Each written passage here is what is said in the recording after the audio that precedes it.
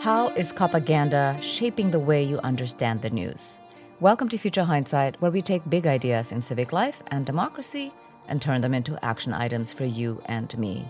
Because democracy is not a spectator sport. Tomorrow starts right now. I'm Mila Atmos.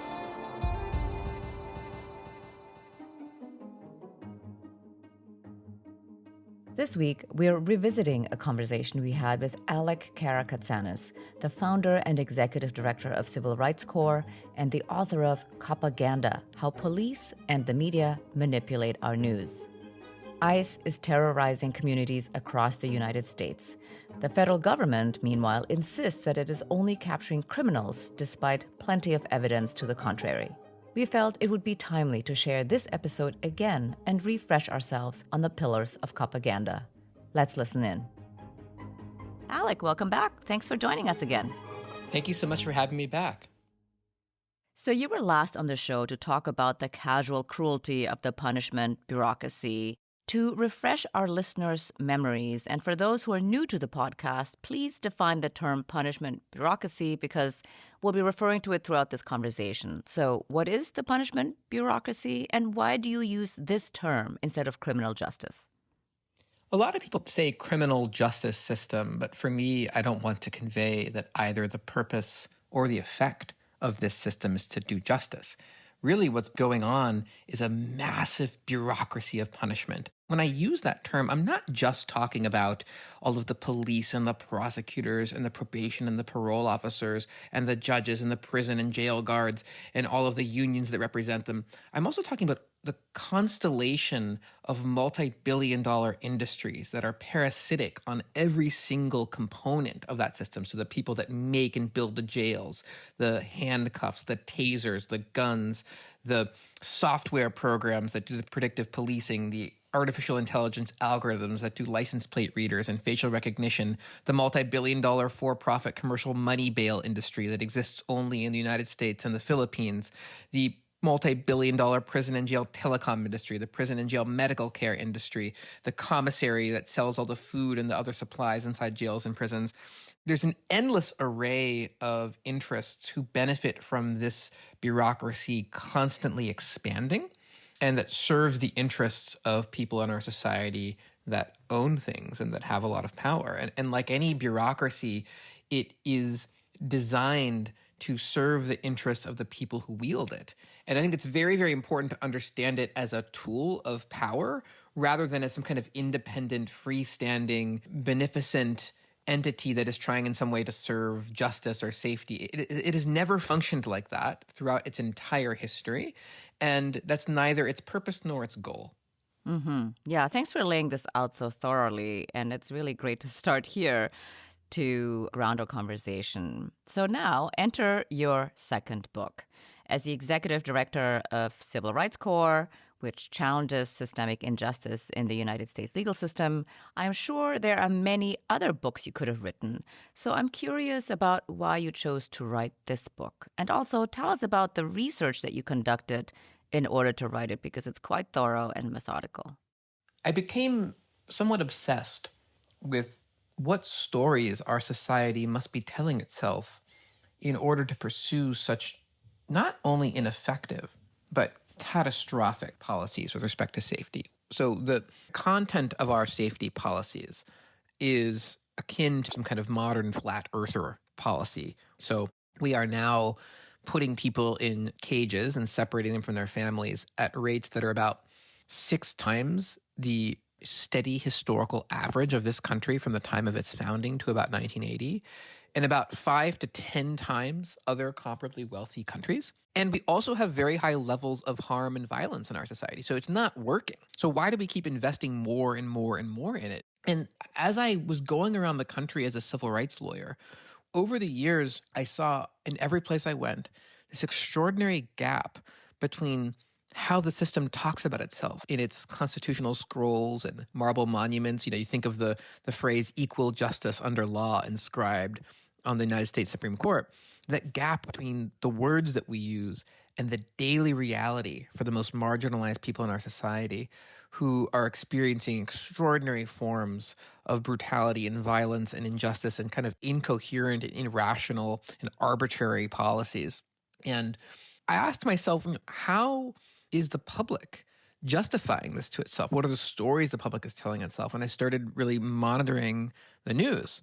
And this is particularly important in the wake of the 2020 uprisings, where there was an unprecedented movement in the streets about the injustices and racial injustices in particular, but more broadly, the injustices and violence of the US policing bureaucracy. And there was a key moment when over half the country in this big national poll even supported the burning down of the Minneapolis police precinct. It's almost unthinkable now when you think about that moment and what it was like. But corporations across society, large corporations, were expressing, solidarity, and police and military gear were holding hands with protesters and kneeling. It was a very strange moment, right? But in the wake of that moment, there was an unprecedented reactionary propaganda campaign to prevent anything significant or transformative from happening. And it was a series of reactionary episodes of fear-mongering, unlike anything I've ever seen. And I wanted to understand it. So I started archiving news stories and analyze them, looking for patterns.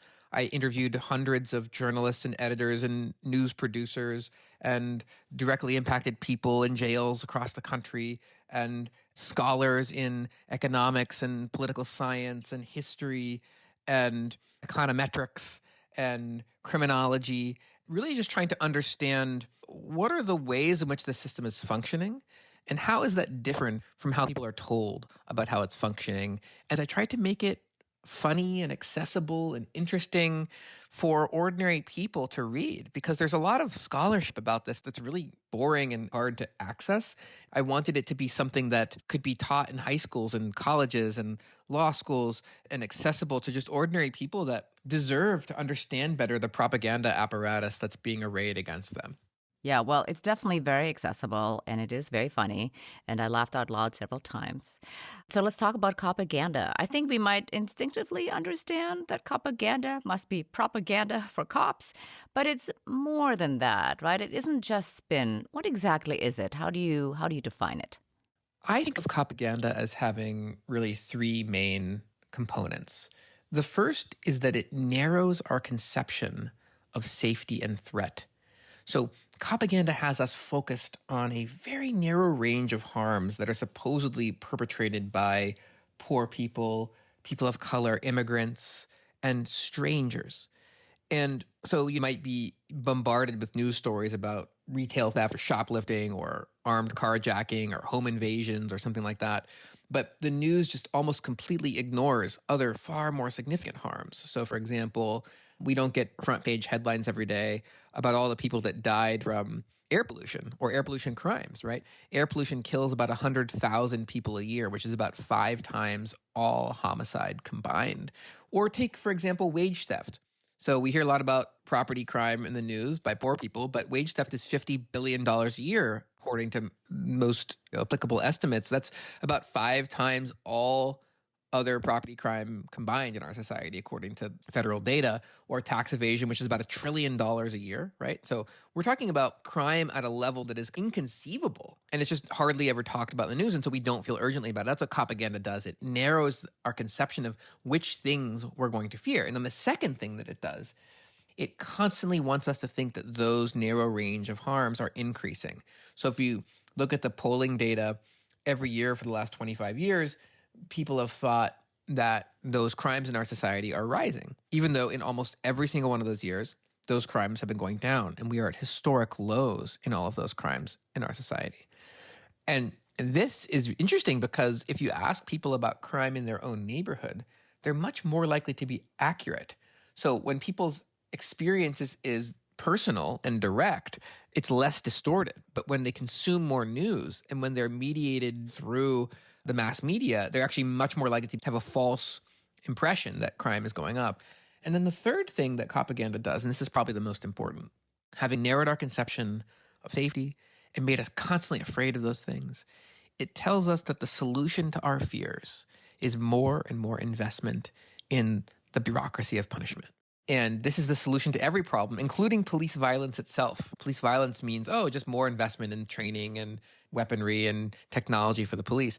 This is akin, as I said earlier, to something like a modern sort of flat earther theory. Because when you look at the actual data and research and empirical evidence across the world, the levels of violence in a particular society have nothing to do with the little policies and the punishment bureaucracy that the news focuses on. So like, are there 13 police officers on this patrol or 8?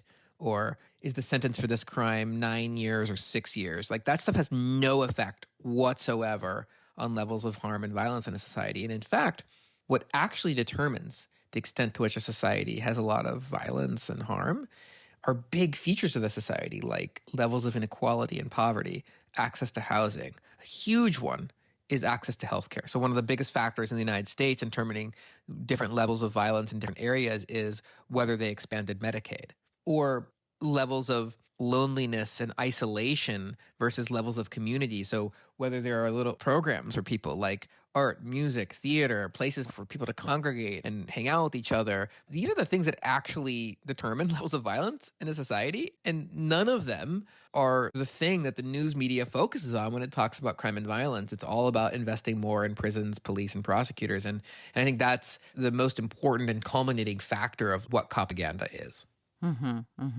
It's a deliberate campaign manufacturing consent for an entire apparatus of punishment and control, as opposed to actually making life better, like investing in art or playgrounds or healthcare. So you cite so many examples of Copaganda in the book where the journalist or the academic cites conflicting statistics, if any, or uses faulty logic to make the argument for more policing, or quotes only prosecutors and mayors and police chiefs, and importantly, omits key information that would provide more context for the audience. What's your favorite example that you like to share when you are in conversation with people to show how Copaganda is constructed so that we can recognize it when we see it? That's like asking me to choose among my favorite children or something like that. There's something so like that. What's the one that comes to mind first? I have hundreds of examples in the book, and I think different examples illustrate different components of the Copaganda ecosystem. But in terms of how Copaganda is constructed, I think sources are a really important way to sort of understand this issue. I think one of the most important examples from the last few years is the great retail theft panic. I don't know if you remember a few years ago, there was a viral video.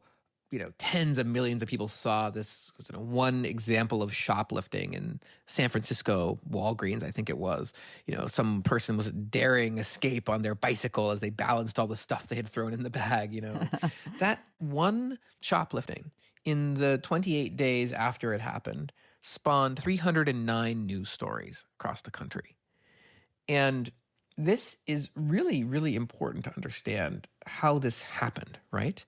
And many of those news stories, as I analyze in the book, had very similar words and turns of phrase and language and sources, right? People quoted experts, etc. And that is a hint for you that underneath every story you see in the news, there is a world bustling below it. And you have to ask your questions like, who brought this story? Why is this news now? Who benefits from this story being told? Who benefits from the language that's being used in it and the way it's framed, and what context is provided versus what context is left out? And also, who is harmed by the context that is either included or left out? These stories, a lot of them had similar sourcing. People from the retail industry and police associations, et cetera, et cetera. At the same time, there were no national news stories about the wage theft allegations against Walgreens, for example, which were far more significant and serious, right? So the context within which people were experiencing these stories was that there was a barrage of stories that talked about retail theft. And one of the most amazing omissions from all of these stories was the fact that retail theft in our society was not going up. And in fact, there was an early effort among the industry to actually falsely portray retail theft as increasing. They later admitted, and there was some great investigative journalism that showed that it wasn't going up, but the damage had been done. Hundreds of millions of dollars were then allocated, by Gavin Newsom and Pritzker in Illinois and Hochul in New York, all these governors and prosecutors, and laws were changed and passed in California to dramatically increase punishment and resources for prosecution and policing for shoplifting. All of it was premised on a lie. And I think this example is really good because this idea of what context you include and what context you don't is something I call in the book the selective curation of anecdote. So imagine if you asked me to mentor a young kid who was a basketball player who has never really watched the NBA, is just learning how to play and trying to join their middle school or high school team or something like that. And so I showed them a video of Michael Jordan, but I make a video of every missed shot in Michael Jordan's career. It's like 9 hours long. It's just Jordan missing shot after shot after shot after shot. 9 hours. 9 hours long, This kid might conclude this is not a good basketball player and might think, well, how did this person even make the NBA, right? And what I've done is I've used true anecdotes like that shoplifting from Walgreens, but I've stripped away a lot of the context within which somebody can understand that anecdote in order to create a false impression that this is not a good basketball player. That's what the news media did with the retail theft epidemic. It stripped away all of the other context, like what other crimes are being committed? Is retail theft even up? Right. How do I understand this problem? That's what the news media does with crime committed by mostly poor people and strangers and immigrants and people of color in general. It strips away a lot of the context and unmoors people from any semblance of reality to create the false impression of who is most to fear and when and how those crimes are arising and what we can do about it.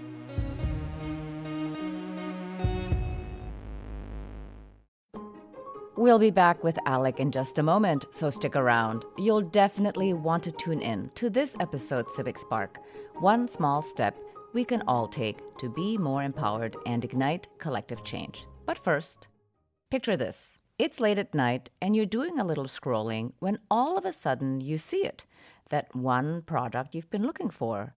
You click on the link, add to cart, maybe even shop around a little more before finally hitting checkout. But as you're filling in your address, you realize you don't have your credit card anywhere near you. And that's when you see it, that purple pay button that has all of your information saved, making checking out as simple as a simple tap of your screen.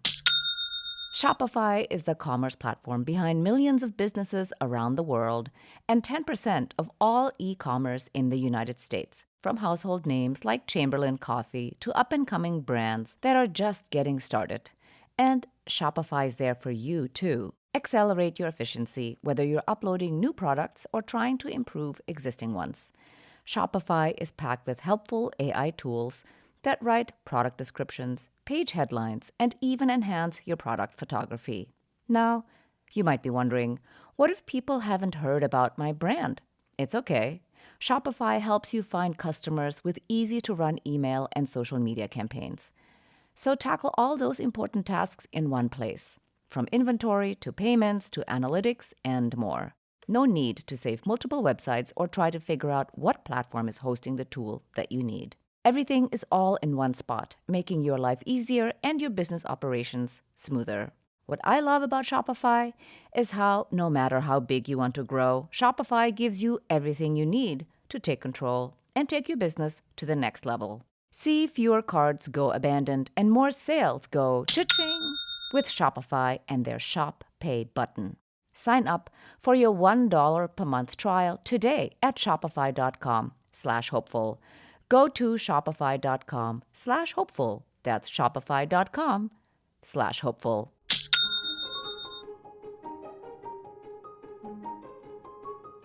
Okay, time for some life talk. Life insurance talk, that is. You probably have it, but do you know how much you're paying for it? And for how much you're being covered?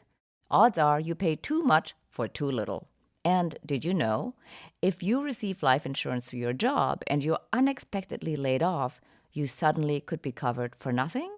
Scary to think about, but simple to get right. Thanks to SelectQuote, where so many are headed to sort out their life insurance policy today. I'd like to thank SelectQuote for supporting future hindsight. For over 40 years, SelectQuote has been one of the most trusted brokers in insurance, helping more than 2 million Americans secure over $700 billion worth in coverage. Their mission is simple: to find you the right insurance policy for your unique needs.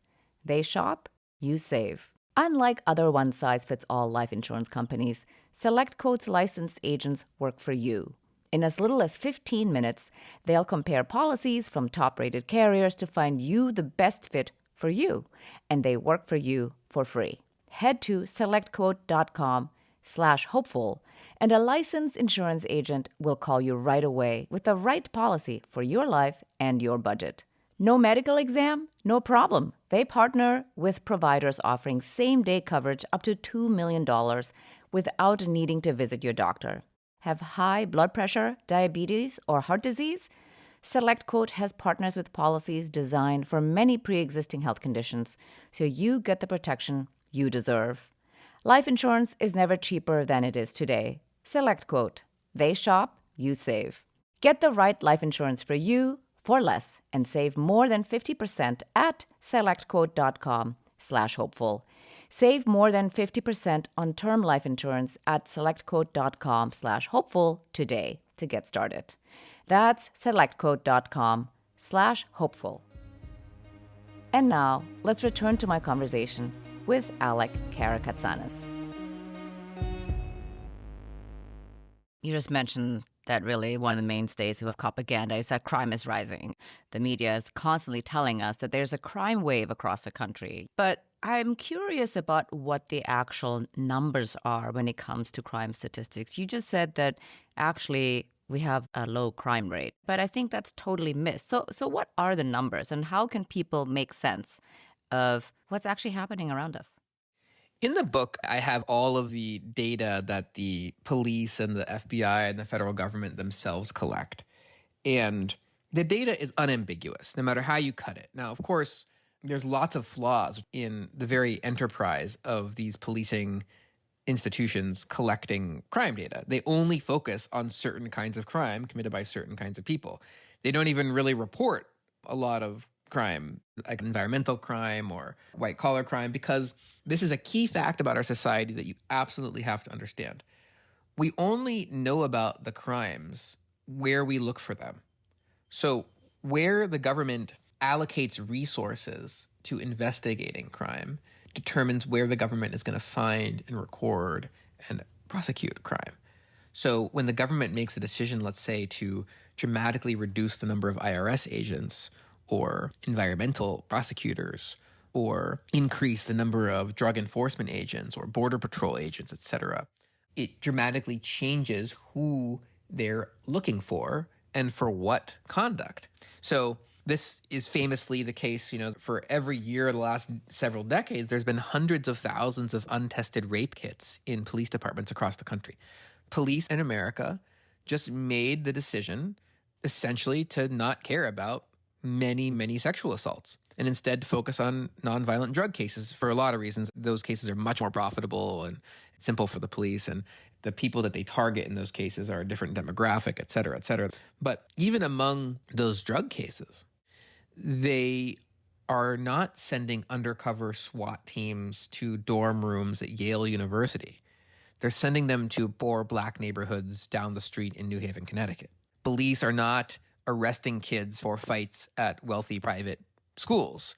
They're arresting kids for fights at public schools where a lot of poor children go to school. So these are discretionary choices that are made across the policing bureaucracy. So you have to understand that with the crime statistics I'm about to talk about, they are already distorted, right? Because they represent the deliberate choices of the punishment bureaucracy and people in power in our society about which crimes we're even going to look for and which crimes we're not going to record at all. In terms of the crime data, the FBI and the police mostly track and report what they call index crimes, which are some of the most major crimes, right?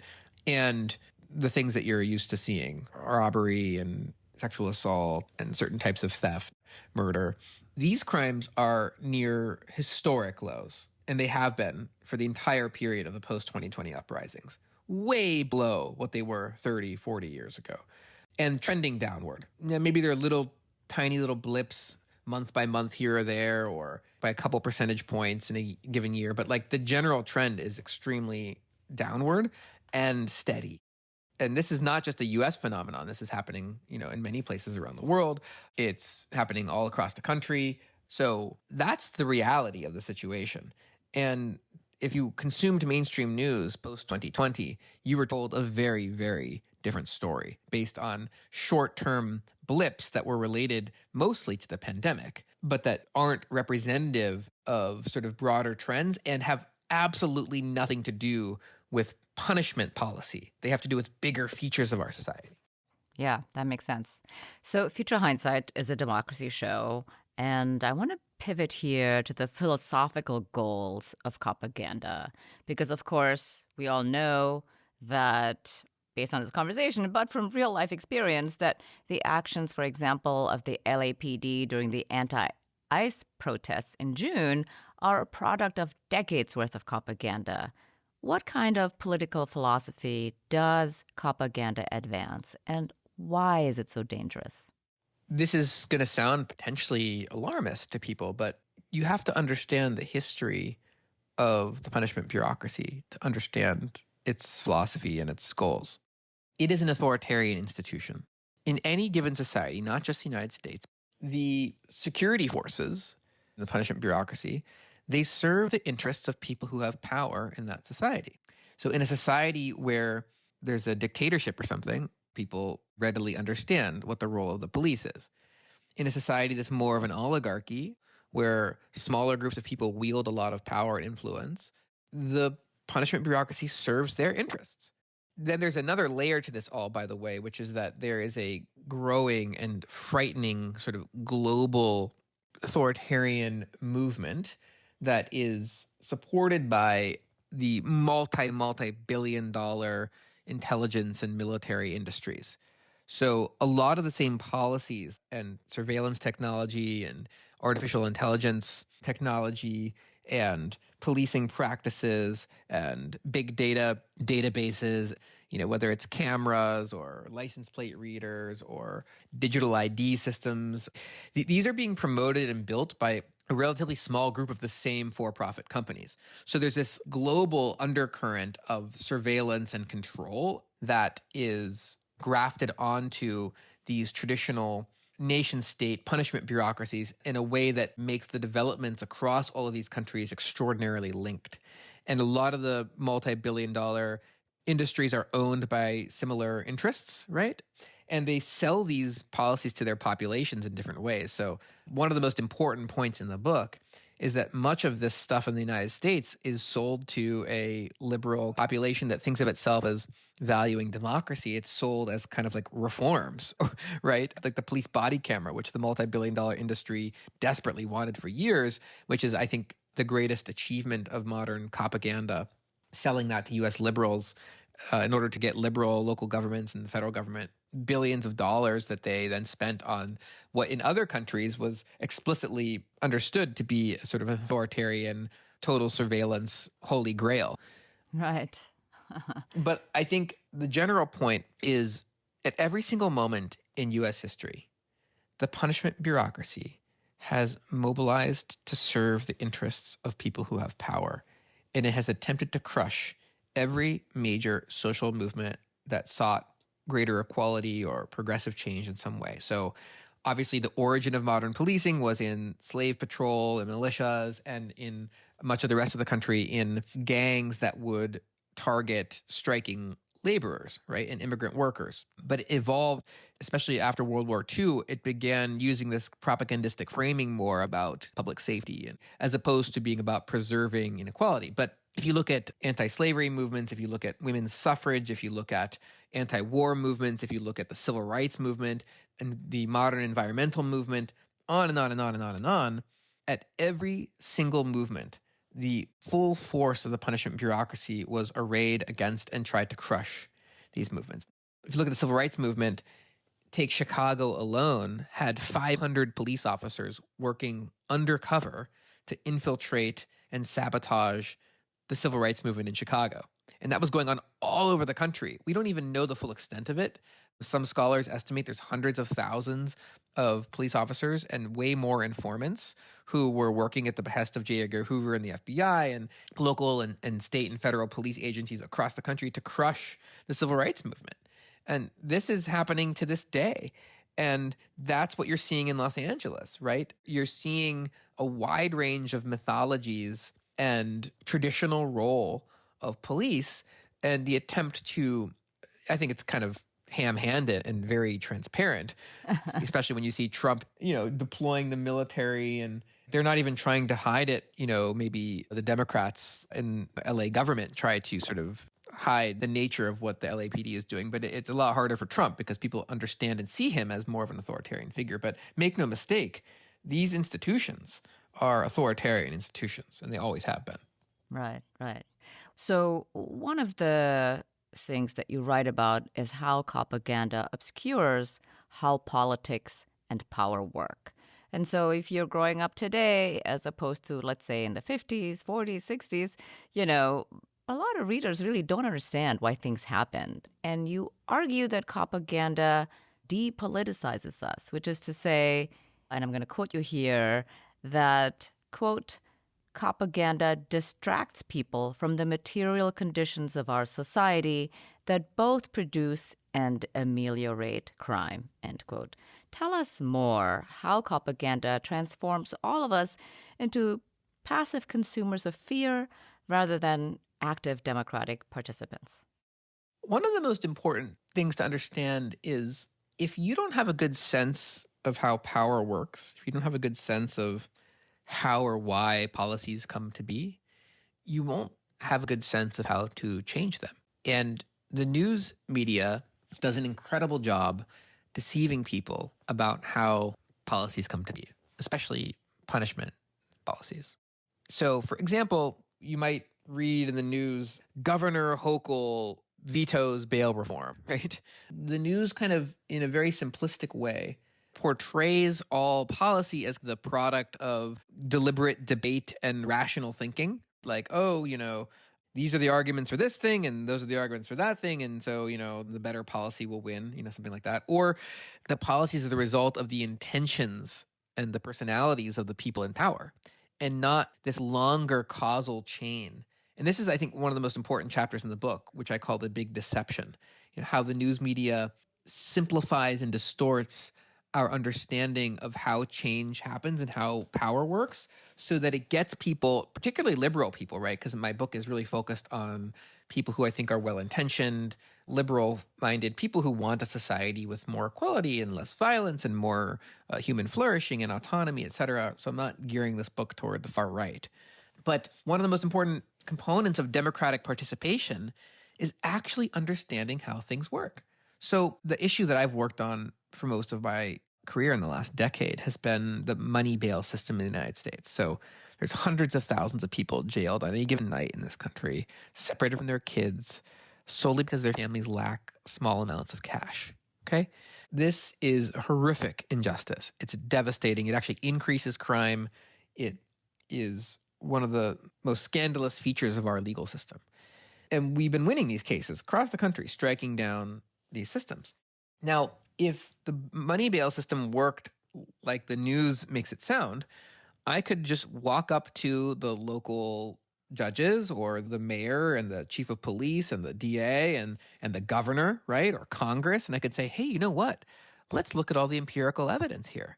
And I could show it to them and they would say, oh my goodness, you're right. This is a really ineffective policy. We're so sorry. We're going to not do that anymore. Right? It's like, I'm being crude and simplistic, but that's kind of the narrative that is spun for people. Right. And that makes people passive.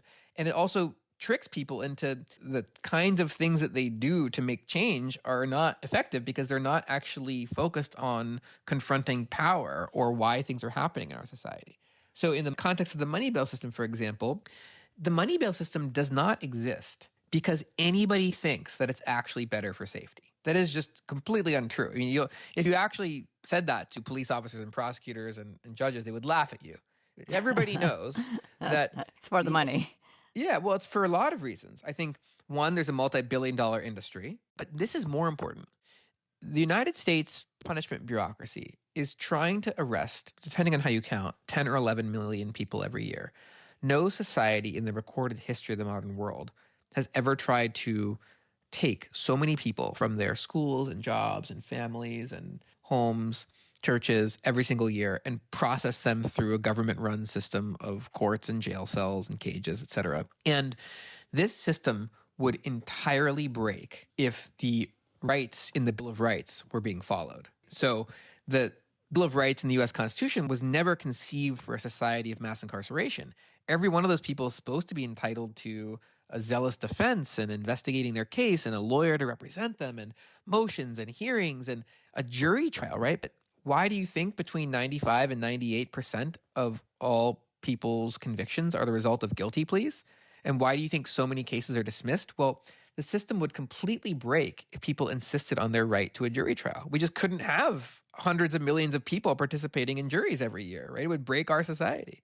So we're arresting so many people that it's impossible to follow our right. And so that's what money bail system is actually doing. If you put someone in a jail cell, they're much more likely to plead guilty because they're so desperate that they plead guilty right away to get out.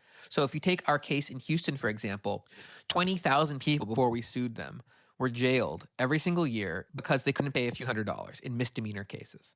And they were pleading guilty and getting released in a median of 3.2 days. So they were being brought to jail, they were being brought to court, and they were being told, hey, you can plead guilty and promise to pay us some money and go on probation, which is another whole issue, fund our system for us, and we'll let you out. We'll let you back to your job and your family and your home and your medication, et cetera. But if you want to fight your case, okay. And if you're poor, you're just going to be staying in jail. Maybe you'll win your case. Maybe you'll get acquitted, but you're going to have spent all this time in jail and your life is going to be ruined. So what do you think people do? They plead guilty. They plead guilty. And that's how the system works. That's why the money bail system exists the way that it does. And when we won that case and they were no longer able to do that, they actually started dismissing the vast majority of cases because they were not able to have all the witnesses and they couldn't prove their cases. And they had to actually choose which cases are serious enough for us to prosecute. So your understanding as a democratic participant in society of why the punishment bureaucracy looks the way that it does is going to impact what you do about it. And if you think that the punishment bureaucracy is doing the things that it does because it's pursuing some kind of safety, which is what Copaganda tells you, then you're going to be totally lost when you're trying to figure out how to change it. Well, that's why I think a lot of people cling to this idea that we're doing serious court reform or implement other ways to hold police accountable. For example, body cams. You just debunked that myth that body cams are better and safer for people. As it turns out, of course, this is all like a sham, a euphemism, and a sleight of hand. So, for example, you mentioned this also in the book, that the George Floyd Justice in Policing Act has not actually made a difference. And what's more, there are, in fact, more killings by police per year since George Floyd.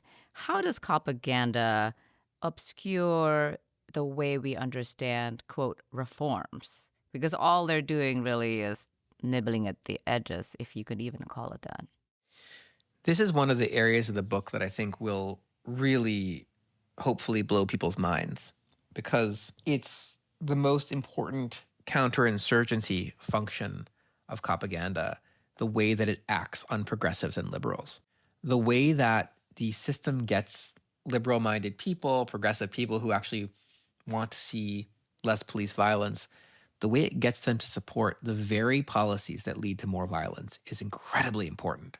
So why is it that after all those people were in the streets in 2020 complaining about police violence in thousands of towns and cities and counties across the country, that police killed more people in 2021 than in 2020?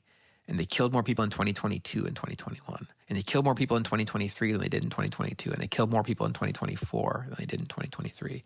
And for every killing, we're talking about thousands and thousands of other forms of police brutality and violence. And we're not just talking about illegal police violence. We're also talking about all of the unnecessary and incredibly disruptive, forcible arrests that happen that don't happen in other societies and that didn't used to happen in this country. And those are important to understand too when you're thinking about police violence. It's all of the legal police violence that's happening too.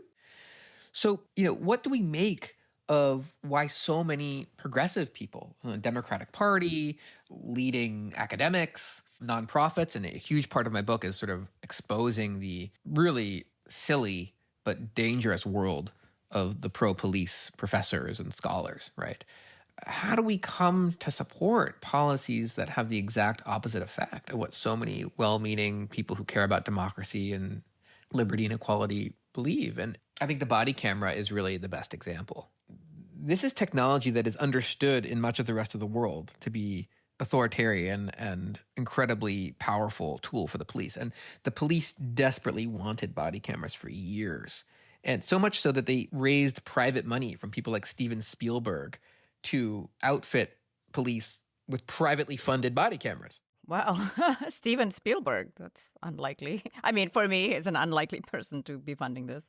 Yeah, I mean, these police foundations were desperate, but the reason that police and especially prosecutors want body cameras is that they love the idea of a mobile surveillance camera that looks away from the police officer, that the police control when it's turned on, what it records, how it's edited. And they thought this would be extremely powerful evidence in low-level cases like arresting unhoused people or drug offenses, etc. This is really strong evidence that can get people to plead guilty really fast. So it can actually speed up the punishment bureaucracy and enable this assembly line guilty plea system to work if we had video evidence. Now, everybody understood that it would almost never be used against the police for a variety of reasons. And that's true. It's used every single day across the country against poor people. It's almost never, ever, ever used against the police. Secondly, they saw it as protection from liability for the police. The police could control and videotape things, right? And they're trained, obviously. If you've ever seen these videos, they look very chaotic, which is part of the police narrative because they're affixed to the chest, and so they're always bouncing up and down. It's very hard to tell what's actually happening. And then from off the camera, the police are trained to say things like, stop resisting, stop resisting, stop resisting. So they create this sense of what's going on. Yeah. They create a video that's like it's like a TikTok video. They create it as opposed to capturing something in real time. Absolutely. And the title of my separate scholarly article in the Yale Journal of Law and Liberation on body cameras, it comes from a great James Baldwin quote about how the camera is the language of our dreams because it captures the reality only of the person who's behind the camera and what they want you to see. But more importantly, and this is why the multi-billion-dollar surveillance industry really wanted it, companies like Axon, which used to be called Taser, Microsoft, Amazon, and Axon's value went up by the billions after this, right? So they all viewed this as a huge play for big data contracts with police across the country and linking it to predictive policing software and algorithms. And now you need somebody to store all that data that's created by these hundreds of thousands of police generating all this data. You need artificial intelligence algorithms to be linked to it for facial recognition and voice recognition and transcripts. And you need people to analyze it and software coders. And then you need people to train all the cops on this. So it's this perpetual multi-billion-dollar way to get new contracts. It's not the cameras themselves, which are only a few $100s. It's all of the jobs and the profit that can be created and the surveillance that can be embedded through hundreds of thousands of police officers now carrying a mobile surveillance camera with them. And this was the holy grail. And they were unable to sell people on this vision. They couldn't get local governments to spend billions of dollars on this until Michael Brown's killing. They had this incredibly brilliant idea in the wake of the 2014 Michael Brown killing. They were like, well, what if we, instead of pitching it as a surveillance tool that the police want, what if we pitch it as a reform to liberals? And so they just shifted their marketing, and Obama proposed hundreds of millions of dollars in body cameras. All these Democratic governors started proposing it. It became one of the pillars of the Democratic Party and police professor reform movement. When it was trying to be sold as an authoritarian thing that the police wanted, like maybe in like the United Arab Emirates or Israel or India or other places where the surveillance tools didn't need to be accompanied by a reform narrative, right? It's obvious to the public that these are authoritarian tools. But in this country, even the articles that rightly told the public that body cameras in all of the meta studies that have been done, they actually don't make police less violent at all, which is obvious because they were never intended to do that.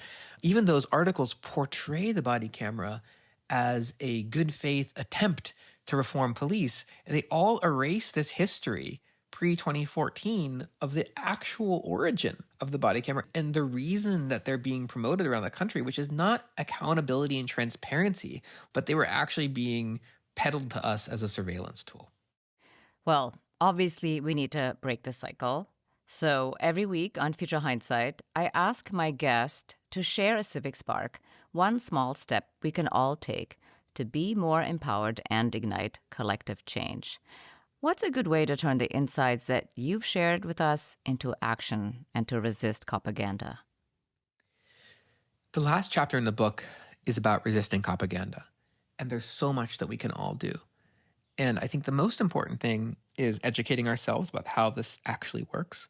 And, to that end, I'm helping people set up reading groups, and we have free copies of the book for anyone in prison, free copies of the book for any teacher who wants to teach the book in their classes. And I'm zooming into book clubs around the country if people want to read the book together.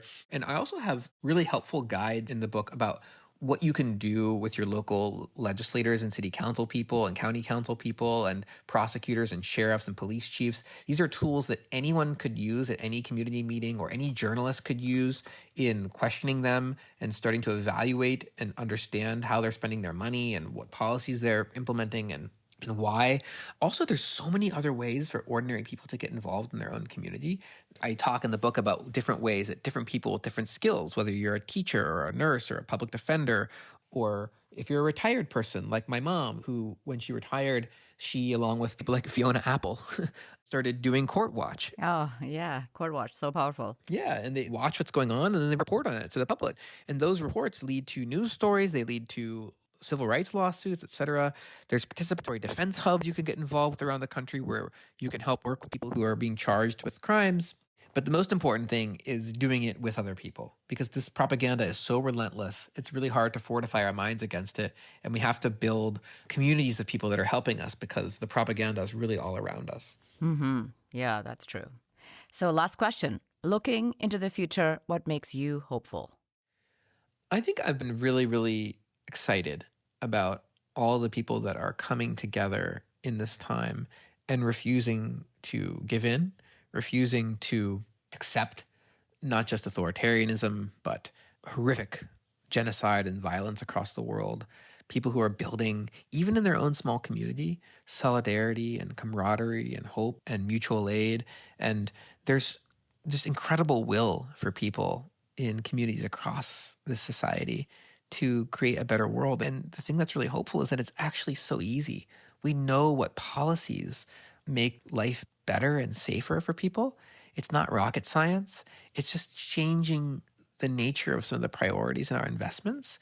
And it's organizing and coming together with other people in our communities to build enough power to demand that the people in power do that. And that's our task. And what gives me hope is that that's also really fun. It's really fun to come together with other people to participate in a much more truly democratic way of organizing our society. And that's what life's all about. Yeah, I agree. Hear, hear. Thank you so much for joining me on the podcast again. It was really a pleasure to have you back. Thank you all. Alec Karakatsanis is founder and executive director of Civil Rights Corps and the author of Copaganda, How Police and the Media Manipulate Our News. Remember, civic action doesn't have to be complicated. It's about small steps that spark progress, like sharing this episode with a friend. Let's recap this week's Civic Spark and fire up our collective power. Educate yourself about Copaganda, and as we've said many times before, do it in a group. Then, find ways to get involved in your community based on whatever skills you have. Maybe you can court watch like Alec's mom. But whatever you do, do it with other people.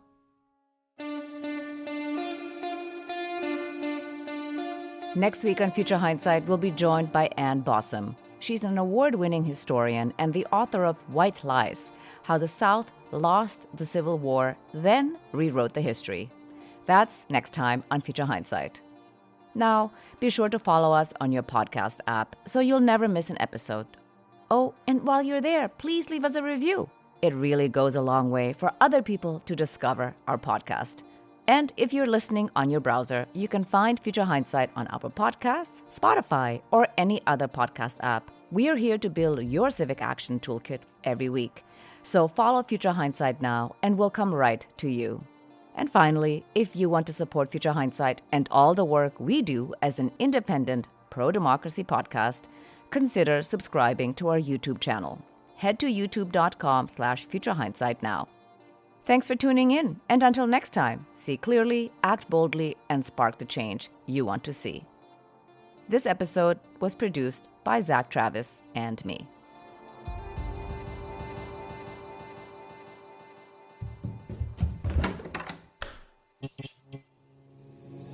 This podcast is part of the Democracy Group.